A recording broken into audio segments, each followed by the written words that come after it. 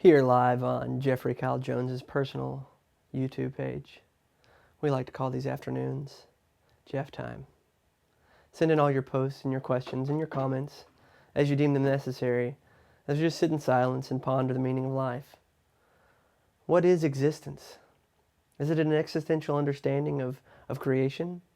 Or is it an active engagement of those and the things that are around you? What gives life meaning? What gives life purpose? And do the answer to these questions define the meaning of life in and of itself? Or is it just a rabbit hole that you find yourself wandering down that draws you further away from the truth of what really matters? Tune in tomorrow as we answer the new questions on Jeff Time. You want me to keep talking? Okay. I didn't have really much else to say other than that.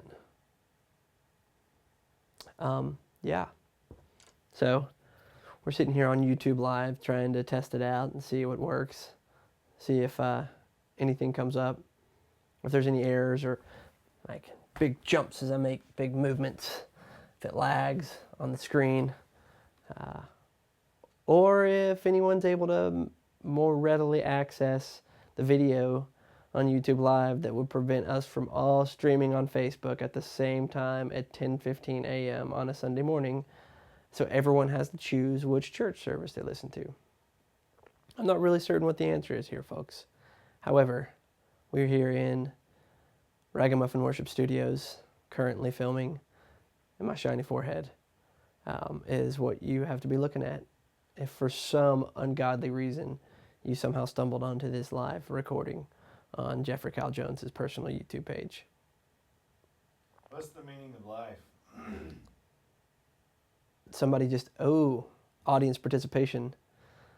The meaning of life is, well, to be precise, the meaning of life is simply being able to have an organic body capable of producing life, or an organic body that incorporates itself into an active symbiosis within its ecosystem. So that creates life. However, if you want to look at it from an emotional standpoint, I would say the meaning of life is connection with other organic beings or human beings, if you will, within your familial group. If you want to take it spiritually, the meaning of life will be connectedness to something that's bigger than yourself. Be that God, Allah, Yahweh, whoever you might call God within your given religious and cultural context. But spiritual meaning of life is oneness with said creator. And if you have just a completely ontological meaning of life, it means that it's more philosophical, is that you exist. As Descartes once put it, I think, therefore I am. Our ability to think, our ability to reason, our ability to put thoughts together insinuates and necessitates that we exist in and of ourselves. So the fact that I can think means that I am. And if I am, then I exist. And if I exist, then I'm alive.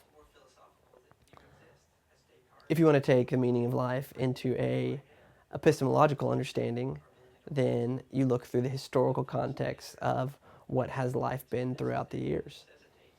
When was life created? When was life ending? Is there a timeline that exists within which we place our individual contexts of life? I think that, epistemologically speaking, is one of the more valuable approaches that is often overlooked in the queries of life and its meaning, such as, what is your role within the grand story of history? What mark have you left? So if you lived a life that's unnoteworthy within an historical timeline, did you even live at all? So life in and of itself is... I'm only listening to part of it. Life in and of itself... Doing stuff, but it's really good. Life in and of itself is simply what you provide to the timeline. So are you invisible in the world within which you exist? Or do people recognize your presence? And if people don't recognize your presence, then you only exist in and unto yourself. Is that really existence? Is that really life? Would people's lives be changed or their life courses be altered with you not being present in it, or with your absence within an epistemological understanding of your environment? Alter it. Episcopal? Epistemological. Episcopal? Epistical, yeah. An epistical understanding of life means I poop, and I pee, and I eat, and I fart, And that means that I have life. I can procreate and make babies, but that doesn't really work because some people can't make babies because of certain physiological deficiencies that exist. So if there's a procreate, is there a concreate? There's a concreate. Yeah, concreate. That's when you hurt somebody. Concreate. That's what we should start calling murder. You concreator. Concreator. But then, like, couldn't you call somebody who makes concrete that? Like a concreator? But isn't a concreator like essentially murdering the natural landscape that was created with a specific purpose and intent in mind? And you concreators out there, like those that are closing our road down, like 10 feet away from us, are destroying and murdering. You're not procreating life, you're concreating life. Sorry. I was doing really good on epistemological understanding of life. Epistemological, as opposed to an ontological understanding of being. Being. What is being? Am I a being? Because the only reason that you recognize that I'm a being is because you were told once upon a time that I am a being. See, the entire concept of your understanding of the world around you is based upon social norms where people have told you and assigned certain value to things that exist in life. Like I look at the wall behind me or the wall right here and it's off-white. Why is it off-white? Because someone once upon a time decided that they were going to name the color spectrum. So does that mean that that wall is off-white? Or is that just the only way that I can associate the color of the wall behind me? What if we completely change the narrative? And we, in and of ourselves, determined that that is sparkly seashell, right?